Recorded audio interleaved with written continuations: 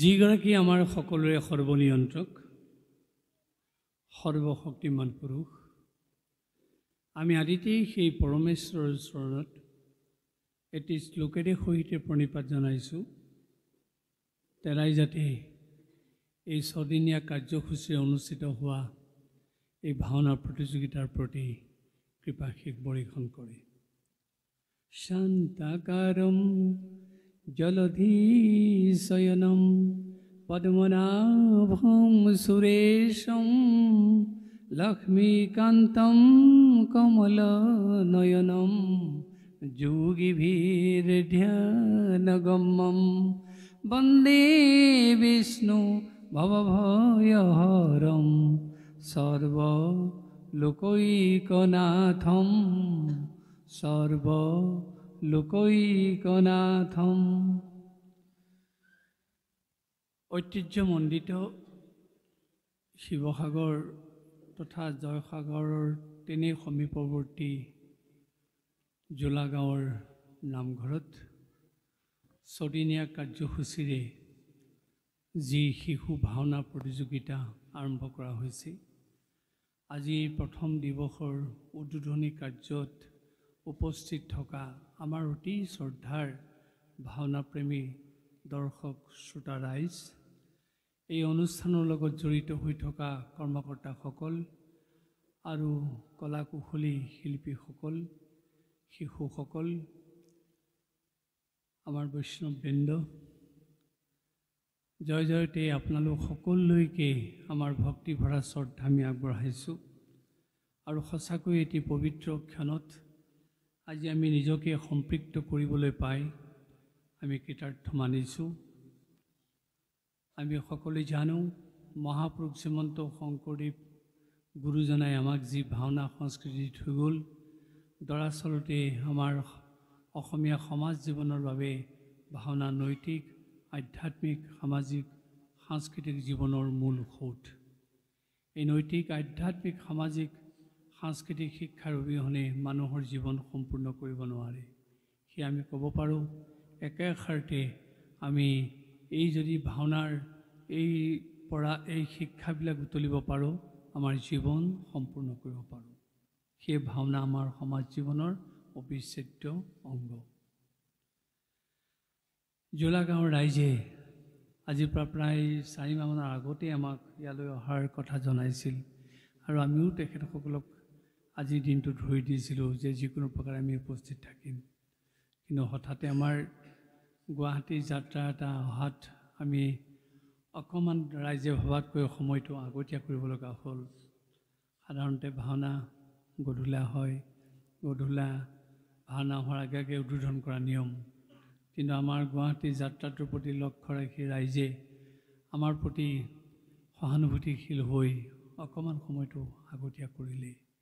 আৰু আমি অনিচ্ছাকৃতভাৱে হয়তো ৰাইজৰ ওচৰত যদি অপৰাধ কৰিছোঁ তাৰ কাৰণে ক্ষমা বিচাৰিছোঁ।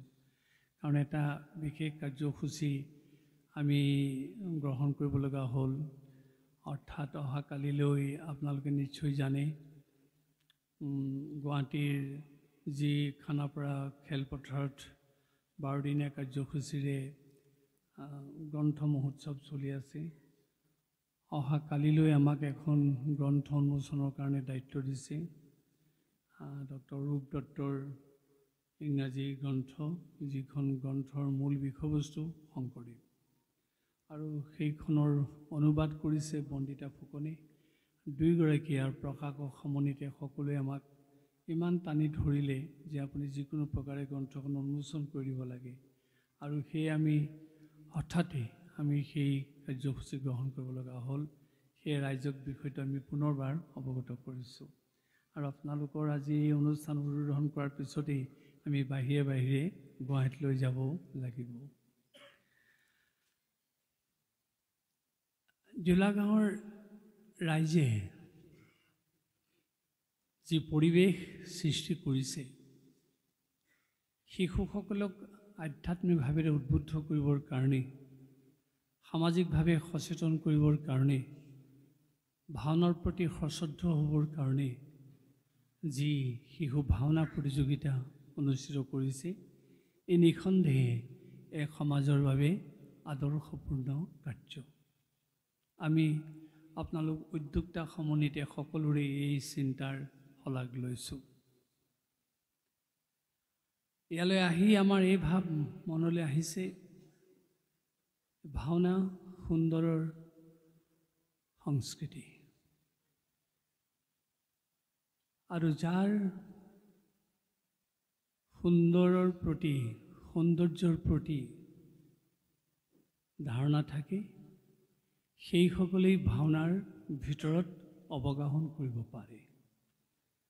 জোলা গাঁৱৰ ৰাইজ তেনে সুন্দৰ সংস্কৃতিৰ মনৰ অধিকাৰী। উদাহৰণ, যিখন সফুৰাৰে আপোনালোকে আমাক সম্ভাষণ জনালে, যি বস্ত্ৰৰে, যি অভিনন্দন পত্ৰৰে সম্ভাষণ জনালে, তাতেই দেখা পাইছোঁ আপোনালোকৰ সুন্দৰ থকা মনটো।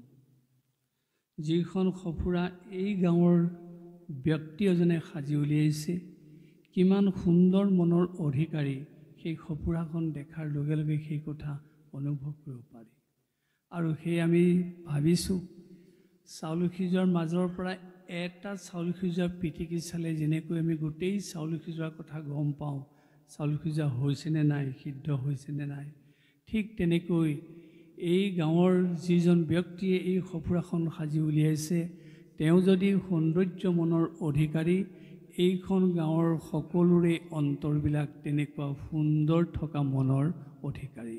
আৰু সেই সুন্দৰ মনৰ অধিকাৰী লোকসকলৰ মাজলৈ আহিবলৈ পাই আমি সঁচাকৈ গৌৰৱবোধ কৰিছোঁ। আপোনালোকক আকৌ এবাৰ প্ৰণিপাত জনাইছোঁ। আমি সকলোৱে জানো,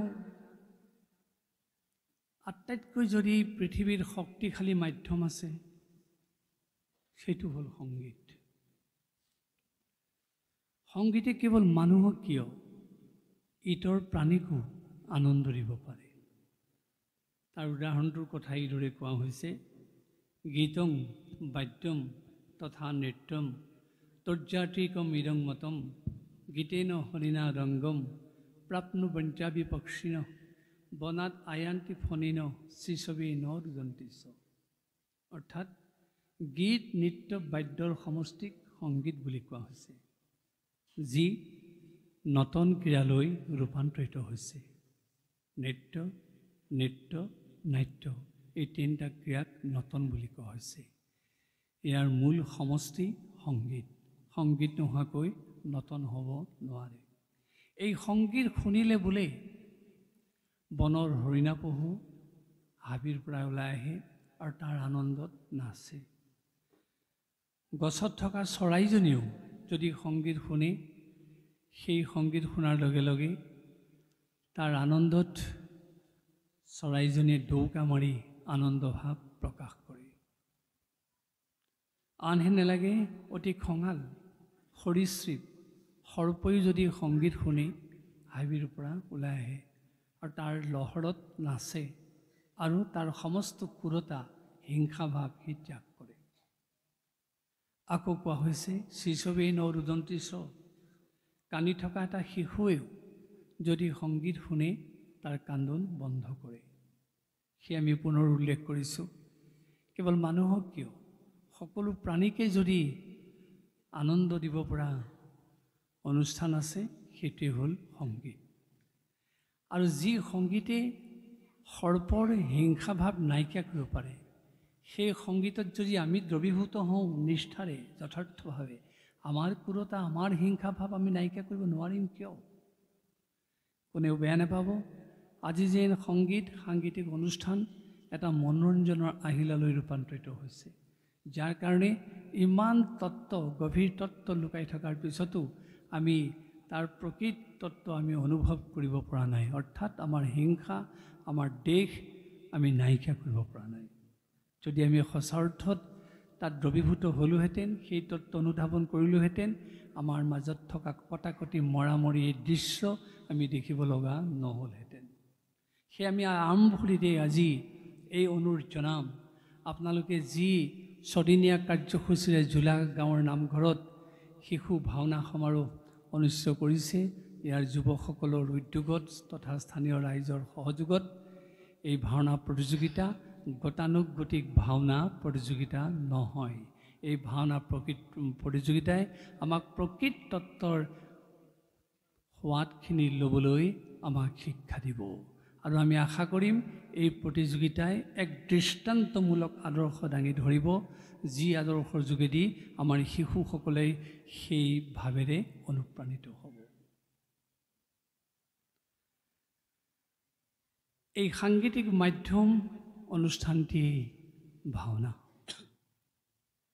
কিন্তু ভাওনা বুলি কোৱাৰ লগে লগে আমি কি বুজো? ভাওনা ভক্তি তত্ত্বৰ আধাৰ। মহাপুৰুষ শ্ৰীমন্ত শংকৰদেৱ গুৰুজনাই আমাক ভক্তিৰ মাধ্যমেৰেহে ভাওনা কৰিবলৈ কৈছে।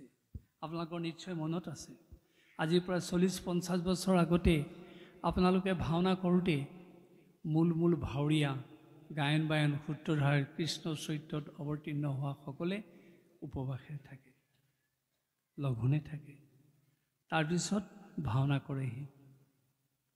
আৰু সেই ভাওনাত যেতিয়া আপোনালোকে অংশ লয়, বিশেষকৈ মূল চৰিত্ৰত অংশ লয়, সূত্ৰধাৰ কৃষ্ণ ভাৱত অংশ লয়, আনৰ নহ'লেও মাক দেউতাকৰ বুকুখন কঁপি থাকে যে মোৰ ল'ৰা সূত্ৰ হৈছে, বা মোৰ ঘৰৰ মানুহজন সূত্ৰ হৈছে, মোৰ ল'ৰা কৃষ্ণ হৈছে। গতিকে তেওঁ যদি সুন্দৰকৈ সেই চৰিত্ৰ ৰূপায়ণ কৰিব নোৱাৰে, তেতিয়াহ'লে দুখ লাগিব।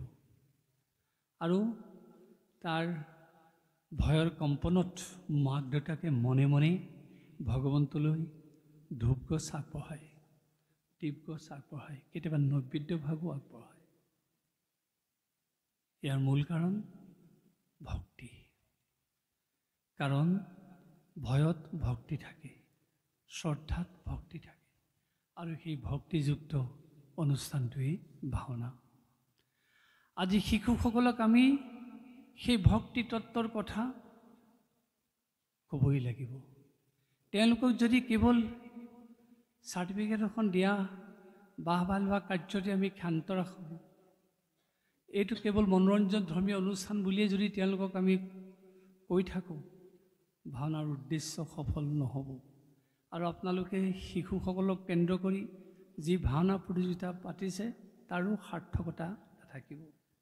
সেই শিশুসকলক হাড়ে হিমজুৱে মনে প্ৰাণে ভক্তি ভাৱৰ বৃত্তত সোমোৱাবই লাগিব। আৰু তেওঁলোকে যেতিয়া এই ভক্তি ভাৱৰ বৃত্তত সোমাব, তেওঁলোকৰ মনবিলাকতো ভক্তি ৰসেৰে পৰিপূৰ্ণ হ'বই, আৰু তেওঁলোকৰ জীৱনটো সেই ভাৱেৰে গঢ় ল'ব, আৰু ঘৰখনত সমাজখনত তেওঁলোকে সুস্থ অৰিহণা যোগাব। ভাওনাৰ এনে কেইটামান উপাদান আছে, যিখিনি উপাদান আমি ভক্তিৰ আধাৰ বুলি ভাবোঁ।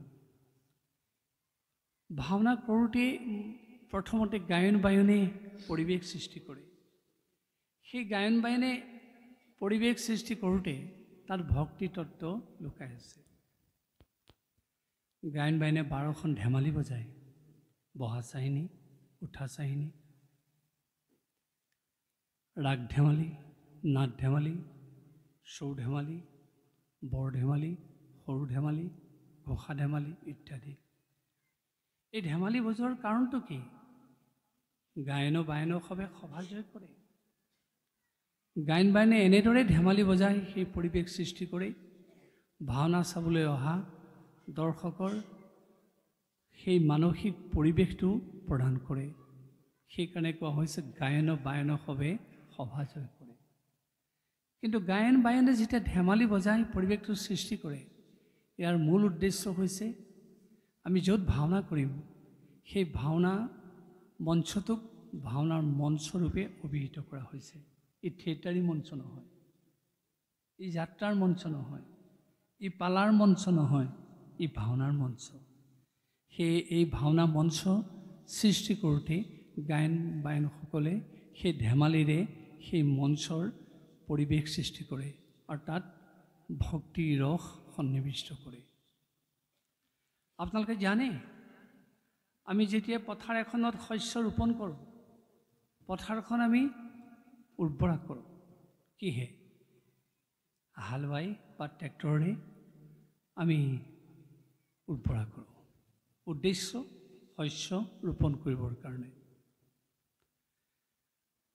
ঠিক সেইদৰে গায়ন বায়নে এই যে 12খন ধেমালিৰে ভাওনাৰ মঞ্চটো পৰিৱেশ সৃষ্টি কৰিছে, অৰ্থাৎ ভাওনাৰ খলাখন উৰ্বৰা কৰিছে। উৰ্বৰা কৰাৰ উদ্দেশ্য শস্য ৰোপণ কৰিব লাগিব। আজিকালি বহুতত দেখা যায় গায়ন বায়ন গাই শেষ হ'ল, সূত্ৰধাৰো প্ৰায় শেষ হ'ল, তাৰপিছত নাটখন আনি থৈছে, অশুদ্ধ।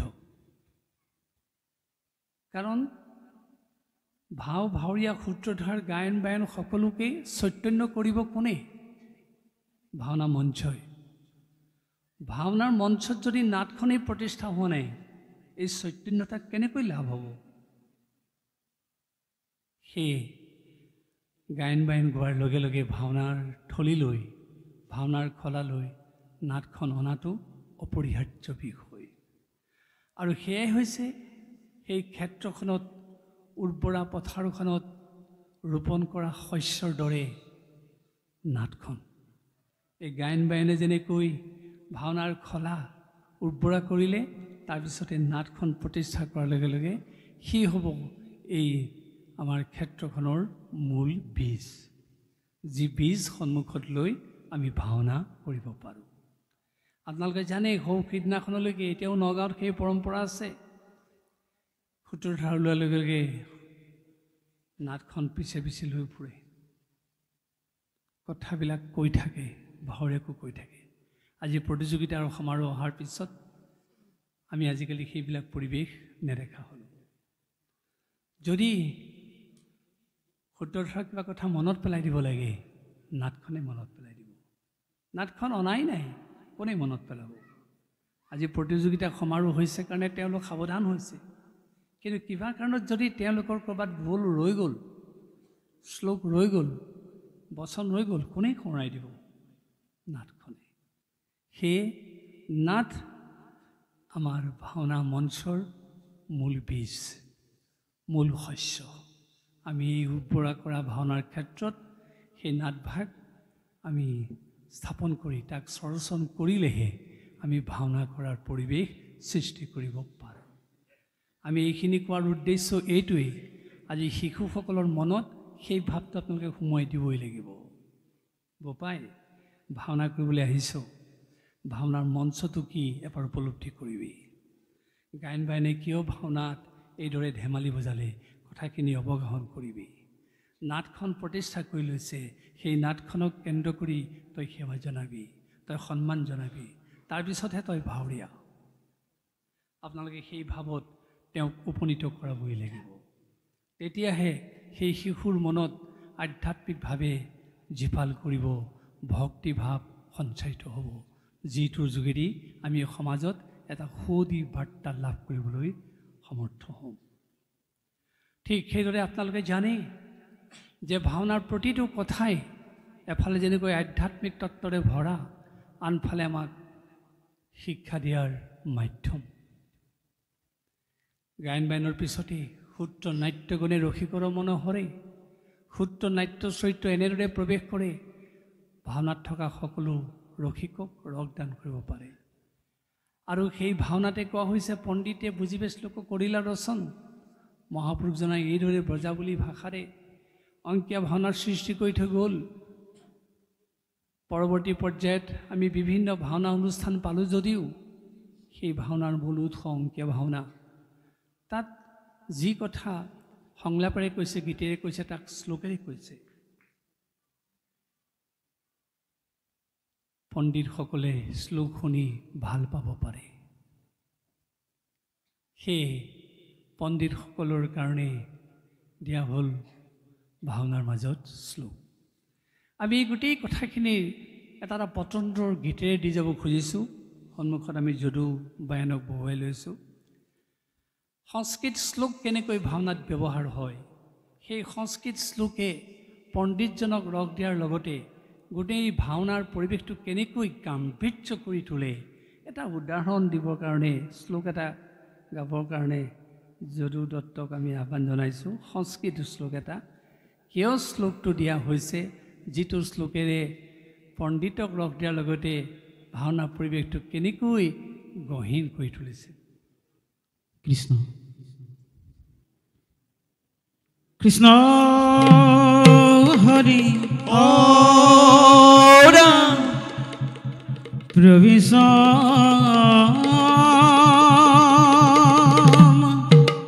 কৰুত বিষ্ণু সকঞ্জ কাম কোটি জিতা জগত পালক দেব সাধু বান্ধৱ।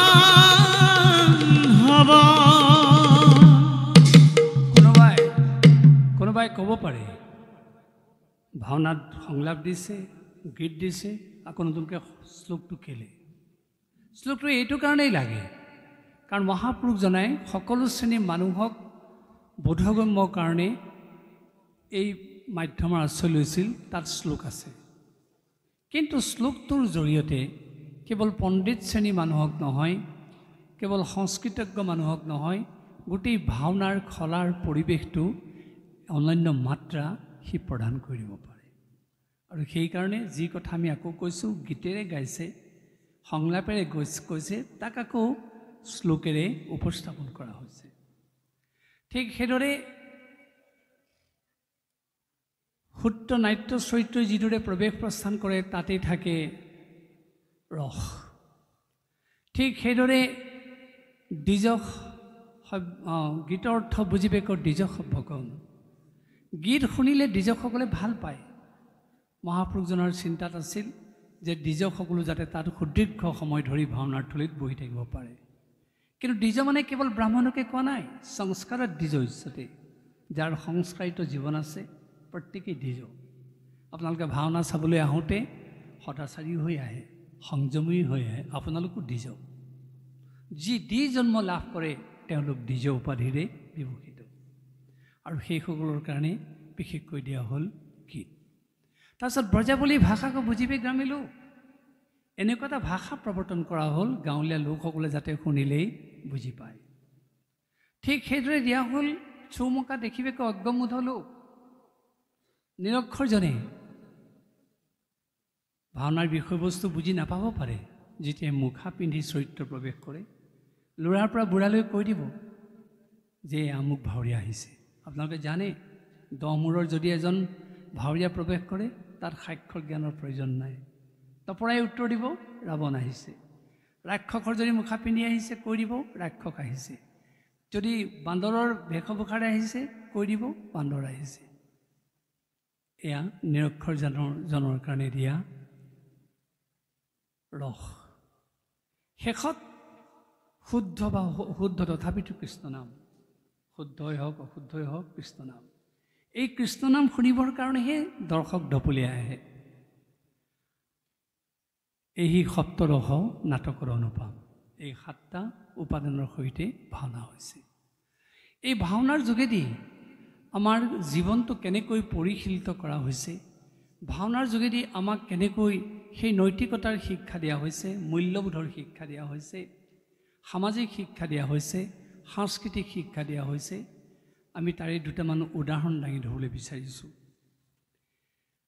যেতিয়া ভাওনাত কৃষ্ণ প্ৰৱেশ কৰে, আমি আগতেই কৈছোঁ, সেই কৃষ্ণজন কোনোবা এজনৰ পুত্ৰ। কিন্তু সেই ল'ৰা যেতিয়া কৃষ্ণ হৈ ভাওনাত প্ৰৱেশ কৰে, সেই মাক দেউতাকে বংশৰ লোকসকলে তেওঁক পুত্ৰ জ্ঞানেৰে নাচায়। তেওঁ কি বুলি চায়? সাক্ষাৎ জগতৰ গুৰু কৃষ্ণ আহিছে।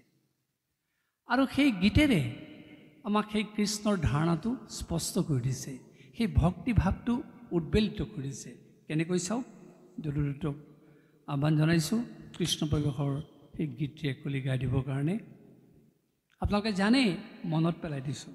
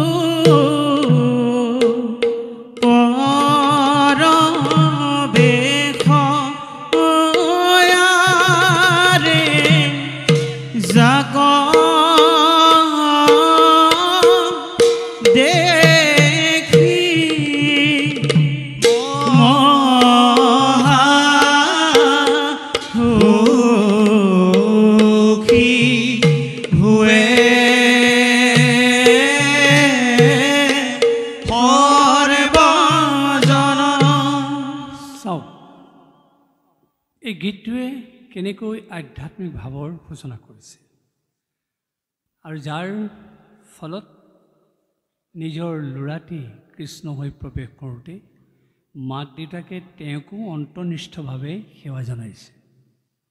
এয়াই ভাওনাৰ ধৰ্ম। ভাওনাই এইদৰে সকলো শ্ৰেণীৰ লোকক আধ্যাত্মিক ভাৱেৰে আপ্লুত কৰিব পাৰে। আনহে নালাগে পিতৃ মাতৃকো তেওঁলোকক সেই ভাৱলৈ লৈ যাব পাৰে। আজি আমাৰ শিশুসকলক আপোনালোকে ভাওনা প্ৰতিযোগিতাৰ লগে লগে এই বাৰ্তা দিব লাগিব যে তুমি যে কৃষ্ণ হৈ প্ৰৱেশ কৰিছা, তোমাৰ পিতৃ মাতৃও তোমাক সেৱা জনাইছে। তুমি যদি ইয়াৰ পিছত অসদাচাৰী হোৱা, অসংযত হোৱা, তোমাৰ এই সেৱাটোৰ মূল্য নাথাকিব। তুমি পিতৃ মাতৃৰ ওচৰত অপৰাধী হ'বা। সেইকাৰণে তেওঁলোকক এই শিক্ষা প্ৰদান কৰিবই লাগিব। ঠিক সেইদৰে ভাওনাত উদ্ধত চৰিত্ৰ প্ৰৱেশ কৰিছে, কিন্তু তেওঁকো দিয়া হৈছে নিয়ন্ত্ৰণৰ মাত্ৰা। অগ্নিগড়ৰ তলেদি প্ৰৱেশ কৰিছে, ভাওনাৰ তলত তেওঁ খোজকাটল দিছে ভাওনাৰ থলীত, কিন্তু আধ্যাত্মিকভাৱে তেওঁৰ হৃদয়খনত কম্পন আছে। আৰু যদি নাথাকে, অকল ঊৰ্ধ্বতালী চৰিত্ৰৰে প্ৰৱেশ কৰে, তেওঁ কেতিয়াও ভাওনাৰ ভাৱৰীয়া হ'ব নোৱাৰে। তেওঁ কেতিয়াও প্ৰতিষ্ঠিত ভাৱৰীয়া ৰূপে পৰিচিত হ'ব নোৱাৰে। তেওঁ কেতিয়াও ভাওনাৰ যোগেদি সুফল পাব নোৱাৰে। সেই গীতৰ মাধ্যমেৰে, বোলৰ মাধ্যমেৰে সেই উদ্ধত চৰিত্ৰৰ ভাৱৰীয়াকো কেনেকৈ পৰিশীলিত ৰূপ দিয়া হৈছে, এটা আমি গীতৰ মাজলৈ যাবলৈ বিচাৰিছোঁ। জৰুৰতক গীতটো গাবলৈ আহ্বান জনাইছোঁ। চাওক।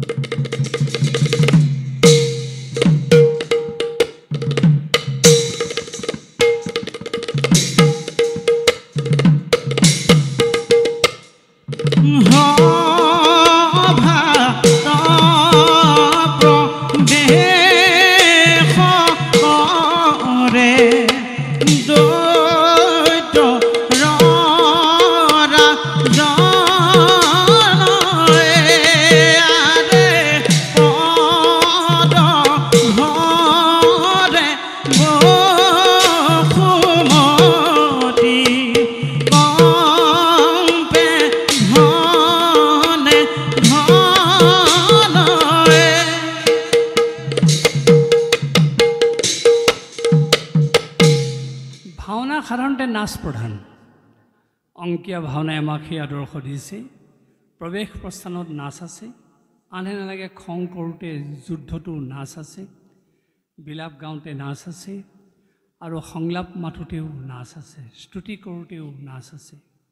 এই যে উদ্ধত চৰিত্ৰৰ ভাৱৰীয়াজনে এইদৰে নাচি নাচি প্ৰৱেশ কৰিছে, ইয়াৰ মাজতে আছে নিয়ন্ত্ৰণৰ শিক্ষা। এই গীতটোৱে, সেই বোলখনে তেওঁক বাধ্য কৰাইছে যে তুমি মাত্ৰা বিগৰিত হৈ খোজ দিব নোৱাৰা। যেতিয়া মাত্ৰা সন্নিৱিষ্ট কৰি তেওঁ খোজ দিয়ে, তাতেই তেওঁ নিয়ন্ত্ৰণৰ শিক্ষা লাভ কৰে। ঠিক তেনেকৈ এজন ধাৰ্মিষ্ঠ ৰজা প্ৰৱেশ কৰিছে ভাওনাত। তেওঁকো গীতটোৰ যোগেদি কেনেকৈ সেই ধাৰ্মিক ভাৱটো প্ৰদান কৰা হৈছে বা আমাৰ দৰ্শক শ্ৰোতাক সেই ভাৱ দিয়া হৈছে, চাওক।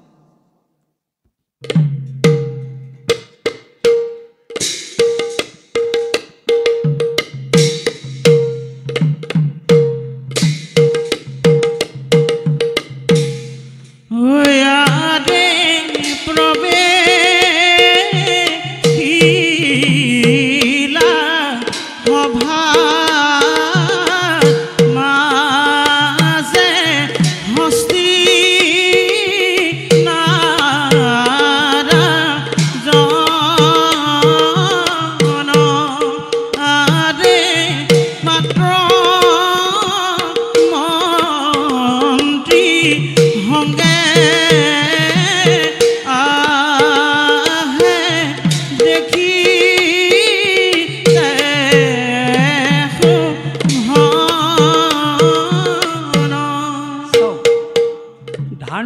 বিলাপ প্ৰৱেশ কৰিছে তাতে আপোনা আপুনি সেই ধাৰ্মিক ভাগটো গীতৰ যোগেদি প্ৰদৰ্শন কৰা হৈছে আৰু আমি সহজতে সেই ভাৱটো আয়ত্ত কৰিব পাৰোঁ যে এজন ধাৰ্মিক ৰজাৰ চৰিত্ৰ কেনেকুৱা হ'ব পাৰে ধাৰ্মিক ৰজা সভাত প্ৰৱেশ কৰোঁতে কেনেকুৱা তেওঁ মনোভাৱৰ অধিকাৰী হ'ব লাগে ঠিক সেইদৰে আমাৰ ভাওনাত খং উঠা প্ৰক্ৰিয়া আছে কেতিয়াবা দুটা দলৰ মাজত যুদ্ধ হয় কেতিয়াবা কোনো ভাৱৰীয়াই যুদ্ধ কৰে কিন্তু পোনে পোনে যুদ্ধ কৰি নিদিয়ে আমি আগতেই কৈছোঁ ভাওনা নাচ প্ৰধান তেওঁলোকে যুদ্ধ কৰোঁতেও নাচেৰেহে যুদ্ধ কৰে ধনুযুদ্ধৰ নাচ বেলেগ গদা যুদ্ধৰ নাচ বেলেগ ত্ৰিশূল যুদ্ধৰ নাচ বেলেগ তৰোৱাল যুদ্ধৰ নাচ বেলেগ মল্ল যুদ্ধৰ নাচ বেলেগ কিন্তু আজিকালি কোনেও বেয়া নাপাব একেকাৰ কৰা হৈছে এই যুদ্ধৰ বাজানাবিলাক নোহোৱা হৈছে এই যুদ্ধ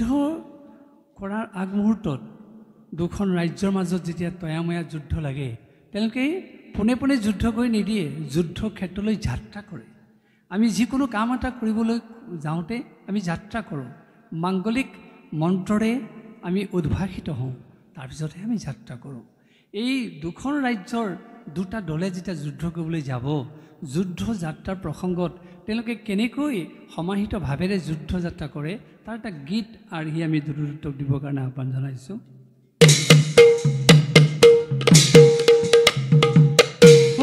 যুদ্ধ যাত্ৰা কৰি চলে দৈত্যৰ জনহৰি দৈত্যৰ ৰাজন ইয়াৰে সংগে চলে বীৰগণৰ অতি কাহেদুৰ জনহৰি অতি কাহেদুৰ জন চাওক যুদ্ধ যাত্ৰা কৰিছে এটা বোলত এটা গীতৰ তালত সমাহিতভাৱে গৈছে তাত যদিও উগ্ৰ ভাৱটো আছে তাৰ মাজতে তেওঁক নিয়ন্ত্ৰণ কৰা হৈছে ঠিক তেনেকৈ দুজনে যেতিয়া যুদ্ধ কৰিছে বা দুটা দলে যুদ্ধ কৰিছে তাতো আছে সেই নিয়ন্ত্ৰণৰ মাত্ৰা আমি এটা যুদ্ধৰ প্ৰয়াৰ গাবৰ কাৰণে জৰুৰতক আহ্বান জনাইছোঁ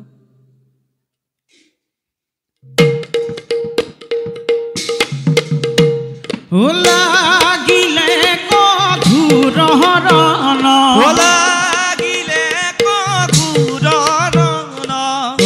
অতি ভয়ংকৰ হৰিয়াৰে অতি ভয়ংকৰ হৰিয়াৰে পদ ভৰে বকুমতি পদ ভৰে বকুমতি পেঠৰা তৰ হৰিয়াৰে পেঠৰা তৰ হৰিয়ে চাওক যুদ্ধ কৰিছে তাতো নীতি বিগঢ়িত হৈ নহয় নিয়ন্ত্ৰণৰ মাত্ৰা ৰক্ষা কৰিহে যুদ্ধ কৰিছে আমি বাৰে বাৰে এই কথাখিনি এইটো কাৰণেই কৈছোঁ আমাৰ শিশুসকলক এই তত্ত্ব কথাখিনি বুজাই দিব লাগিব তোমালোকে ভাওনা কৰিবলৈ আহিছা কেৱল মনোৰঞ্জনৰ কাৰণে নহয় বাহবা ল'বৰ কাৰণে নহয় এই তত্ত্বখিনি তোমালোকে হৃদয়ৰ মাজত সোমাই লোৱা খং কৰিবা ঠিকেই কিন্তু খঙৰ মাজতো নিয়ন্ত্ৰণ ৰক্ষা কৰিব লাগিব আৰু সেইটোৱে আমাক গাৰ্হস্থ জীৱনত সংসাৰী জীৱনত শিক্ষা দিছে আমাৰো খং থাকিব পাৰে আমি কেনেকৈ এই ভাওনাৰ আৰ্হি বুটলি আমাৰ খঙক আমি নিয়ন্ত্ৰণ কৰিব পাৰোঁ তেনেকৈ আপোনালোকে জানে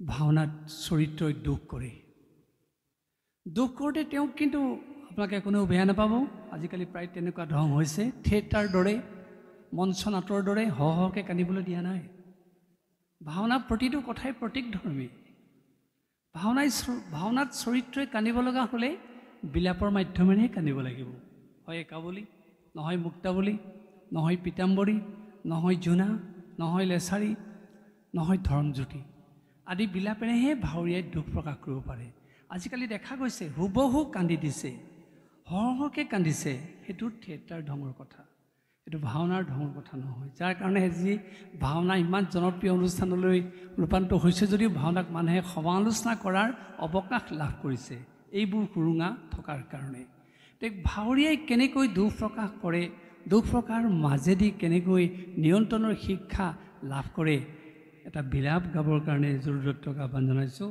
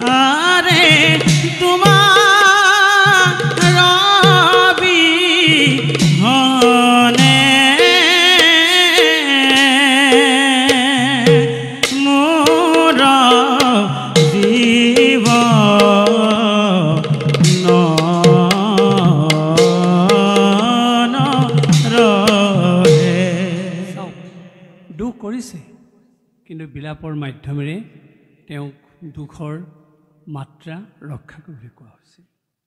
সেইদৰে আমি ভগৱন্তক স্তুতি কৰোঁ। স্তুতি কৰোঁতেও কিন্তু আমাক নিয়ন্ত্ৰণৰ শিক্ষা দিয়া হৈছে। শাক্তপন্থীসকলে দুৰ্গা পূজাৰ সময়ত বা বিভিন্ন পূজাৰ সময়ত উদাত্ত স্বৰে শ্লোক মাতি ভগৱন্তক প্ৰাৰ্থনা কৰে। কিন্তু আমাক ভাওনাৰ যোগেদি কোৱা হৈছে তুমি ভগৱন্তৰ চৰণত প্ৰাৰ্থনা কৰোঁতে অতি বিনীত হৈ প্ৰাৰ্থনা কৰিবা। আমাৰ সত্ৰত ভীষ্ম সৰসজ্জাত পৰি থাকোঁতে ভীষ্মই যেতিয়া কৃষ্ণক স্তুতি কৰিছিলে, সেই স্তুতিটো কেনেকুৱা হাঁহি আছিল তাৰ অকণমান আপোনালোকৰ আগত আমি গাই শুনাইছোঁ। নাথ হৰে দেহি মে শ্ৰী চৰণে তব শৰণম। চাওক কিমান বিনীতভাৱে ভীষ্মৰ সেই সৰসজ্জাত পৰি থকা অৱস্থাত চটফটাই থকাৰ বিপৰীতে বিনয়ী ভাৱেৰে ভগৱন্তক স্তুতিহে কৰিছে। ঠিক তেনেকৈ আমাৰ গাঁও সমাজত প্ৰতিযোগিতাত সমাৰোহত আমাৰ সকলো ভাৱৰীয়াই সেই ভাৱেৰে স্তুতি কৰে। কেনেকৈ নমো নমো নাৰায়ণ দিয়াদৰিখন তোমাৰ চৰণে মই কৰোঁ বন্দন। চাওকচোন কিমান বিনীতভাৱে প্ৰাৰ্থনা কৰিবলৈ গৈছে। আপোনালোকে জানে দৈত্য যদি ওলাইছে স্তুতি কৰিছে এই ভাৱতেই স্তুতি কৰিব লাগিব। ঋষিমুনি যদি ওলাইছে এই ভাৱতেই স্তুতি কৰিব লাগিব। কোনোবা যদি পিশাচ চৰিত্ৰ ওলাইছে এই ভাৱতেই স্তুতি কৰিব লাগিব। আবালৰ বৃদ্ধ বনিতা যি চৰিত্ৰই নাথাকক ভাওনাত ইয়াৰ নিয়ন্ত্ৰণৰ বৃত্তত সোমাইহে স্তুতি কৰিব লাগিব। অৰ্থাৎ সেইটোৱে প্ৰমাণ কৰি দিছে যে ভগৱন্তক প্ৰাৰ্থনা কৰিবৰ কাৰণেও আমাক বিনয়ী সুলভ স্বভাৱ লাগিব। আৰু সেই বিনয়ী সুলভ স্বভাৱ যেতিয়া মানুহে গ্ৰহণ কৰিব পাৰিব তেওঁৰ জীৱনটো নিয়ন্ত্ৰিত হ'বই। তেওঁৰ জীৱনটো কেতিয়াও অবাতে যাব নোৱাৰে। আৰু সেয়ে ভাওনাৰ এয়াই হৈছে ধৰ্ম, যি ভাওনাই আমাক বিনীত জীৱন প্ৰদান কৰিব পাৰে। আপোনালোকে জানে ভাওনাৰ কেতিয়াবা শৃংগাৰসৰ উদ্দেশ্যতে কোনো ভাৱৰীয়াই এগৰাকী স্ত্ৰীক যেতিয়া হৰণ কৰিবলগীয়া হয় পোনে পোনে হৰণ কৰি নিদিয়ে। অশিষ্টাচাৰী হৈ অশালীন ভাৱেৰে তেওঁক হৰণ নকৰে। যি ধৰণে হৰণ কৰে বা যি ধৰণে তেওঁৰ সেই কামাতুৰ ভাৱ প্ৰকাশ কৰে তাতে আছে নিয়ন্ত্ৰণৰ শিক্ষা। তাৰে এটা আমি আৰ্হি যদু দত্তক গাবলৈ আহ্বান জনাইছোঁ, যিটো আপোনালোকৰ সুলভ আপোনালোকে পায়ে থাকে। কিন্তু সেইটো কিয় গোৱা হৈছে সেই কথাটো ক'বৰ কাৰণেহে আমি এই গীতটো যোজনা কৰিছোঁ।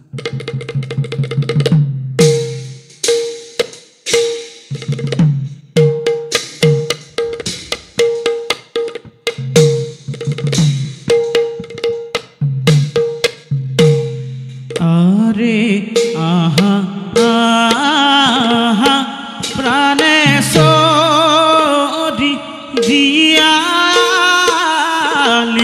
গণ আৰে তোমাৰ বিহনে মোৰ নৰহে জীবন। তাৰ বিপৰীতে যিগৰাকী স্ত্ৰীয়ে আঁতৰত প্ৰাৰ্থনা কৰিছে, স্বামীক বিচাৰিছে, জ্যেষ্ঠজনক বিচাৰিছে, সেই গীতটোৰ লগতে গাই দিয়ক। আৰে কত আশা পিতা মোৰ কৰাহি উদ্ধাৰ আৰে দৈত হাতে আজি মোৰ নহব নিস্তাৰ আৰে দৈত হাতে আজি মোৰ নহব নিস্তাৰ। চব কামাতুৰ ভাৱ প্ৰকাশ কৰিছে, শৃংগাৰস প্ৰকাশ কৰিছে বা আঁতৰত পৰিছে। কিমান নিয়ন্ত্ৰণৰ মাধ্যমতে সেই ভাৱ প্ৰকাশ কৰা হৈছে। এই গীতটো তাৰ জ্বলন্ত উদাহৰণ। ঠিক তেনেকৈ ভাওনা আচলতে এটা পৰিশীলিত অনুষ্ঠান। আমাৰ যেনেকৈ অংকীয়া ভাওনাত সূত্ৰধাৰে ডাইৰেক্টৰৰ ভূমিকা গ্ৰহণ কৰে, মিউজিচিয়ানৰ ভূমিকা গ্ৰহণ কৰে, তেনেকৈ বাদ্যযন্ত্ৰীৰ ভূমিকা গ্ৰহণ কৰে, ডেন্সাৰ নৃত্যকাৰৰ ভূমিকা গ্ৰহণ কৰে।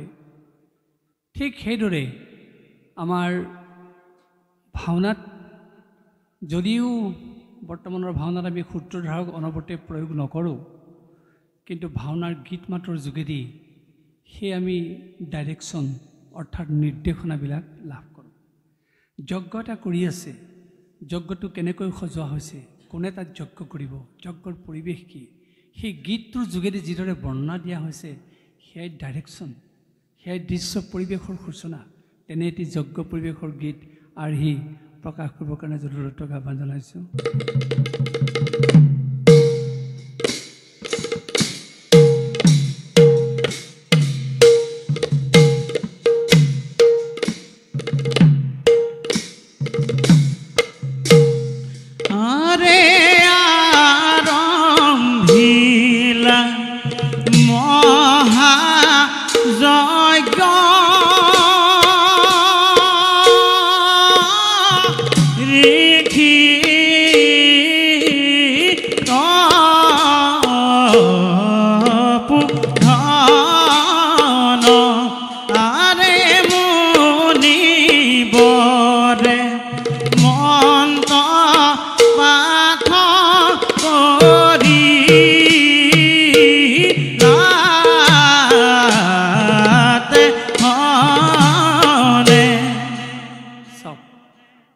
কৈছোঁ যজ্ঞ এটা অনুষ্ঠিত কৰিছে, তাত এটা পৰিৱেশ দিয়া হৈছে, পৰিৱেশটোৰ কথা গীতেৰে কৈছে, আৰু লগে লগে যজ্ঞ কি সেই ভাৱটো আয়ত্ত কৰিবৰ কাৰণে আমাক এটা সুন্দৰ বাৰ্তা দিয়া হৈছে।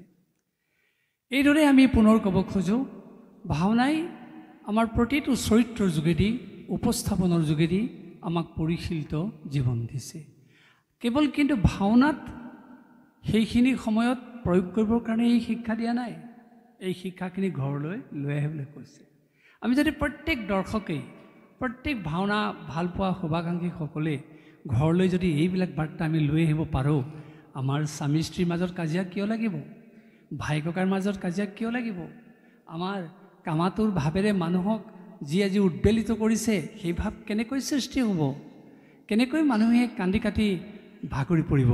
যদি ভাওনাৰ তত্ত্ব সঁচাকৈ জীৱনত প্ৰতিফলন ঘটে, ইয়াৰ নিশ্চয় সুৰুচিপূৰ্ণ এটা মাত্ৰা থকা জীৱন মানুহে লাভ কৰিব, আৰু এয়াই হৈছে ভাওনাৰ উদ্দেশ্য। আৰু সেইকাৰণে আমি বাৰে বাৰে কৈছোঁ, শিশুসকলে এই ছদিন ভাওনা কৰিব, তেওঁলোকক তাতেই কেৱল ক্ষান্ত নাৰাখি ঘৰলৈ পঠাই নিদিব। এই ভাওনাৰ ভিতৰুৱা কথাবিলাক তেওঁলোকক এবাৰ মনত পেলাই দিয়াৰ আপোনালোকে ব্যৱস্থা কৰিব, আৰু দেখিব যে আপোনালোকৰ ল'ৰা ছোৱালীয়ে ইয়াৰ পৰা কেতিয়াও উদ্ভট আচৰণ কৰিব নোৱাৰে, ব্যভিচাৰী পৰিৱেশ সৃষ্টি কৰিব নোৱাৰে, কেতিয়াও তেওঁলোকে অপৰাধ প্ৰৱণতাৰ দৰে কাৰ্য সংঘটিত হ'ব নোৱাৰে। আপোনালোকে দেখিছে আজিকালি নিজৰ সহপাঠী একেলগে পঢ়ি আছে, তাৰ মাজতে সহপাঠীজনক পানীত পেলাই ৰং চাইছে, সহপাঠীজনক হত্যা কৰিছে। ইয়াতো আমাৰ অসমীয়া সমাজ জীৱনৰ পৰম্পৰা নহয়, ইয়াতো মানৱ সমাজৰ পৰম্পৰা নহয়, কিন্তু আজিকালি এইবিলাক সুলভ হৈছে। কিহৰ কাৰণে? আজি যেন আমাৰ শিক্ষা থকা সকলো অনুষ্ঠান এটা সাময়িক অনুষ্ঠানলৈ কেৱল ৰূপান্তৰিত হৈছে, মনোৰঞ্জনৰ আহিলালৈ ৰূপান্তৰিত হৈছে। আমি তাৰ গভীৰতম উদ্দেশ্যত আমি সোমাব পৰা নাই। আৰু সেইকাৰণে আমি কৈছোঁ যে শিশু প্ৰতিযোগিতা পতাত অত্যন্ত ভাল কথা হৈছে, কিন্তু তেওঁলোকক এই কথাখিনিও লগতে দি দিয়াৰ ব্যৱস্থা কৰিব। অভিভাৱকসকলে অন্ততঃ ঘৰত তেওঁলোকক বুজাই দিব যে তোমালোকে যে ভাওনা কৰিলা, ভাওনাৰ উদ্দেশ্য এয়া। আৰু আমি সকলোৱে জানো, যোগ বিয়োগ হৰণ পূৰণ যি অংকই নকৰোঁ, ভাওনাৰ এটাই উত্তৰ। সেই উত্তৰটোৰ কথাকে আমাৰ গায়ন বায়নে ভাওনাৰ আৰম্ভণিতে গাই দিয়ে।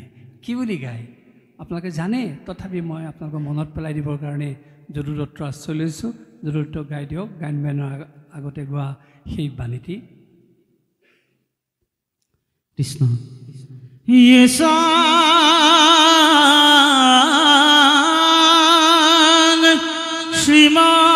যশোদাসুত পদকমলে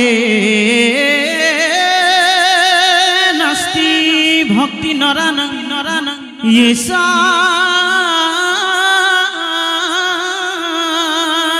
ভীর কন্যা প্রিয় গুণ কথনে নানুরক্ত রসজ্ঞা ইয়েসা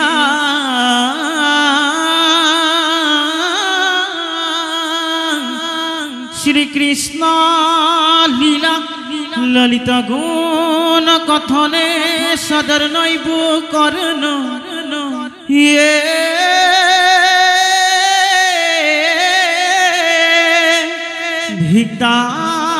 ধিগদান ধিগেতান কথয়তিনিয়তং ইতি কীর্তনষ্টু মৃদঙ্গ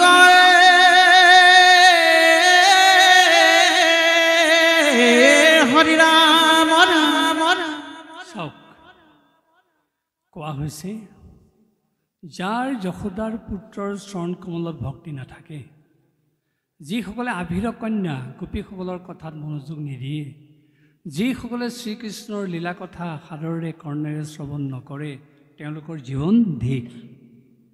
মৃদংগই খোলে তাৰ বোলেৰে তাকেই ধিক্কাৰ দিছে। সঁচা, কৃষ্ণ ভক্তিহীন জীৱন এডাল জগা কাঠৰ দৰে।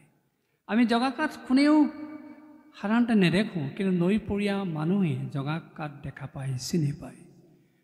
ভৰা ব্ৰহ্মপুত্ৰৰ বানপানীত যেতিয়া ক'লা কেতিয়াবা কাঠ এডাল নৈৰ বুকুত উটি আহে, নৈপৰীয়া মানুহে তাক ঘৰলৈ লৈ আহে, আনি কি কৰে?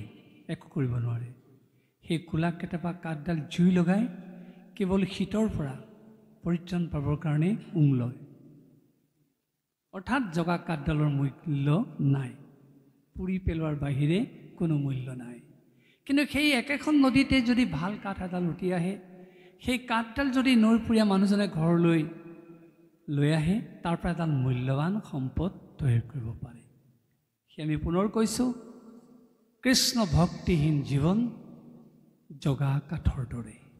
আমি কোনেও জগা কাঠ হ'বলৈ বাঞ্ছা নকৰোঁ। আমি সকলোৱে মূল্যৱান সম্পদলৈ ৰূপান্তৰিত হ'বলৈ বিচাৰোঁ। আহক, এই ছদিনীয়া কাৰ্যসূচীৰ যোগেদি আমি সেই প্ৰত্যেকেই যে নিজকে মূল্যৱান সম্পদলৈ ৰূপান্তৰিত কৰিম, এই সংকল্প লওঁ।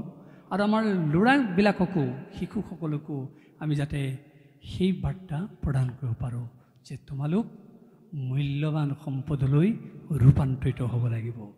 ভাওনাই তোমালোকক মূল্যৱান সম্পদলৈ ৰূপান্তৰিত হোৱাৰ বাৰ্তা প্ৰদান কৰিছে। আমি শেষত আকৌ যদুৰত্বৰ যোগেদি এটা ভগৱন্তক স্তুতি কৰা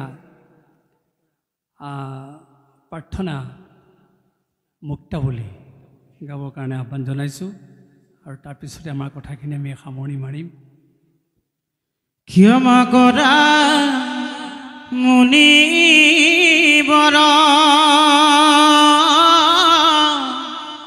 ধৰু তজু চৰণত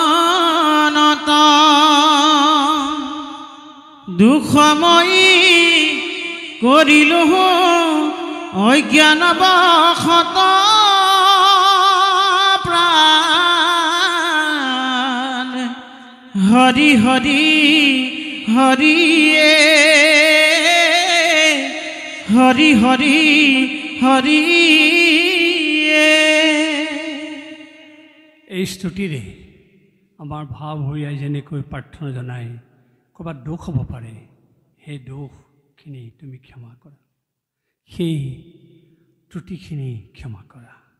আমিও আপোনালোকৰ ওচৰত এই নিবেদন জনাইছোঁ, আমাৰ কথাখিনিৰ জৰিয়তে যদি কিবা ভাওনাৰ থলীত আমি অপৰাধ কৰিছোঁ, তাৰ কাৰণে আপোনালোকে যাতে ক্ষমা কৰি দিয়ে।